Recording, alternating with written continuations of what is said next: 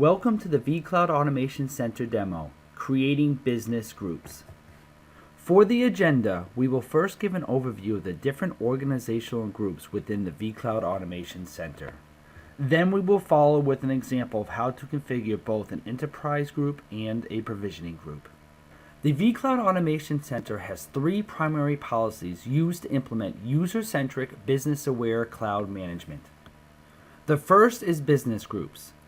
The vCloud Automation Center allows administrators to define a multi-level grouping structure and associate users from Active Directory with one or more groups, and have specific role-based access within those groups. Second, we have resource reservations. Reservations allow administrators to allocate previously discovered virtual, physical, or cloud resources to each group. As part of assigning resources to a group, you can associate costs to those physical resources. Resource reservations can be grouped by service level as part of the reservation process. When users request machines, they will be charged based on a prorated consumption of these resources. And the third policy is service blueprints. Blueprints define the policies that will control the provisioning and ongoing management of a vCloud Automation Center compute service, from the initial request, provisioning, ongoing management, and decommissioning. This lifecycle management can be unique for every blueprint defined in the system. This demo will focus on the initial policy of creating business groups. The vCloud Automation Center is comprised of multiple layers of administrators and groups. Administrators can define this multi-level grouping structure by associating users from Active Directory. Based on the user's role, we determine what they are actually able to see and do within the solution. Let's take a look at the different groups. Enterprise groups map to compute resources. Resource enforcement and isolation between groups can be controlled by the enterprise administrators.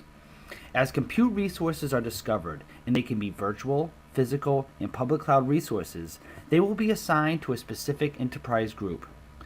In our example, we have two enterprise groups, production and dev test. Each group has their own infrastructure, and there is no sharing of the compute resources. At the core of the solution is the provisioning groups. Provisioning groups are a collection of IT resource consumers.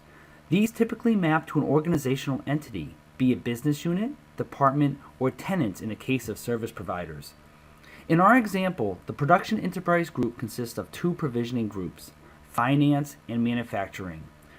The production enterprise administrator has mapped specific compute resources to each of the provisioning groups through resource reservations. There are different user roles in the provisioning group. Group managers are responsible for building blueprints as well as managing approvals, capacity, and chargeback usage for their group. Support users can work on behalf of users in the group, be it requesting resources or ongoing management of resources. The third role is our end users or consumers. These are the users that will ultimately use the resources.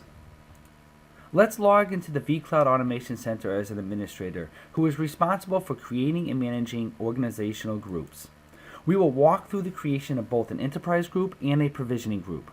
Note, this is a live system, so we'll be adding additional groups to an already configured environment. As our administrator, let's go to the vCAC Administrator tab and select Enterprise Groups.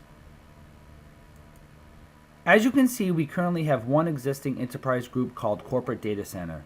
This group contains many of the resources we utilize for development and testing. For our demo, we will create a new enterprise group that will contain infrastructure targeted at training the field teams. To create a new enterprise group, select New Enterprise Group in the upper right-hand corner. First, we must give our enterprise group a name and description. Then, we must decide who will be the administrator or administrators of the group. For our demo, we will assign the training admin. All user fields take AD users or groups and will be validated when the group is saved. Lastly, we must select the compute resources that we wish to give to this group. Note, we will select compute resources that are not being used by the corporate data center. To save our newly created enterprise group, select OK. As you can see, our new enterprise group has been created. Now, let's log into the vCloud Automation Center as our training admin, who is our administrator of the newly created Training Enterprise Group. As our training admin, let's go and create a new provisioning group. Under Enterprise Administrator, select Provisioning Groups. To create a new provisioning group, select New Provisioning Group in the upper right-hand corner. The New Provisioning Group page is where we define new IT consumer groups. Again, these typically align with business units, departments, or tenants in the service provider space. For our demo, we will create a field training group. Let's populate the name and description fields. Next, we will supply the training manager email. The default machine prefix is the default naming convention for our resources. Let's choose field for our group.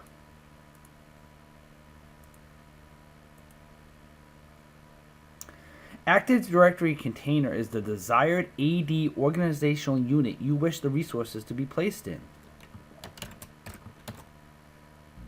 The remaining fields is where we define our users and their roles. The group manager is in charge of creating blueprints for the group, approving requests, as well as access to capacity, audit, and chargeback reporting. The support user can work on behalf of others in the group. This can be for requesting resources as well as ongoing management of the resources. The user role is where we supply the group participants. Typically, this is an AD security group.